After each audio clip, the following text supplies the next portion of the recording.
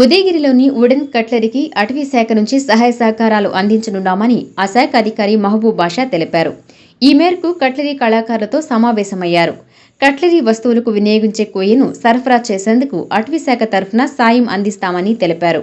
అడవిలో చెట్ల నుంచి లభించే కలపను అవసరానికి తగిన విధంగా వినియోగించుకోవాలని సూచించారు.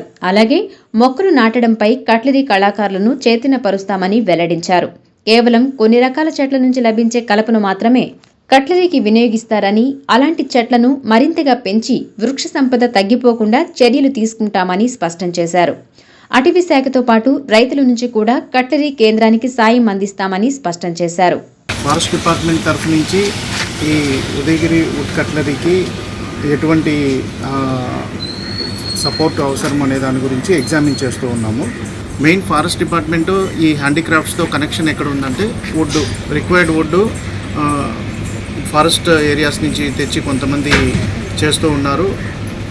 ఆ వుడ్ సప్లైని ఏ విధంగా అంటే ఇప్పుడు మాకు తెలియకుండా కొంచెం తీసుకొని రావడము, తర్వాత లేదంటే రైతుల పొలాల నుంచి తీసుకొని రావడము, ఇలాంటివన్నీ జరుగుతున్నాయి. కాబట్టి దీన్ని ఒక సిస్టమేటిక్గా ఒక సస్టైనబుల్ హార్వెస్టింగ్ మెథడ్లో అంటే ఎలా పడితే అలా కొట్టి ఏది పడితే అలా కొట్టి తెచ్చేసేయడము ద్వారా ఏం జరుగుతుందంటే అడవిలో ఉన్నటువంటి చెట్లు కూడా కొన్ని అంతరించిపోతున్నాయి.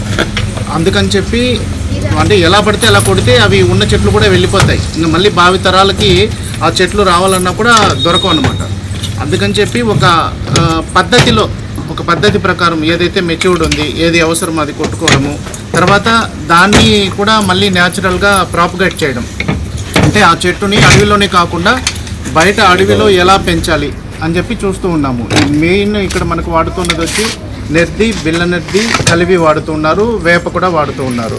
అంటే ఈ కెసిన్ గ్లాకా నెర్ది, ఎరిథ్రోజైనం, మోనోకైనం, దేవదారు, తర్వాత కెరిస్సా స్పినేరం, కలివి, ఈ మూడు, తర్వాత అజాడిరెక్టా ఇండికా, నీమ్, ఈ 4 స్పీసీస్ మెయిన్ వాడుతున్నారు. దాంట్లో కూడా నీమ్ సగం వాడుతూ ఉంటే రిమైనింగ్ 3 స్పీసీస్ కూడా సగం వాడుతూ ఉన్నారు. నీమ్ మనకు ప్రాబ్లం లేదు, అన్నీ కూడా పంట పొలాల్లో ఎక్కడైనా రైతుల పొలాల్లో గట్ల మీద ఉంటుంది, అది నీమ్ సప్లై చేసుకోవచ్చు. బట్ రిమైనింగ్ ఈ 3 స్పీసీస్ కూడా ఫారెస్ట్రీలో మాత్రమే దొరుకుతూ ఉన్నాయి, అడవుల్లో మాత్రమే దొరుకుతూ ఉన్నాయి. కొన్ని చోట్ల రేర్గా పంట పొలాల దగ్గర కూడా ఉంటాయి. వీటిని ఏ విధంగా మనము రేజ్ చేయొచ్చు అంటే అడవిలో ఇంకా మీరు ఎప్పుడు తెస్తూనే ఉంటే అయిపోతాయి కదా చెట్లు కూడా ప్రాపగేట్ అవ్వకపోతే. అందువల్ల మేము స్టడీ చేస్తున్నాం.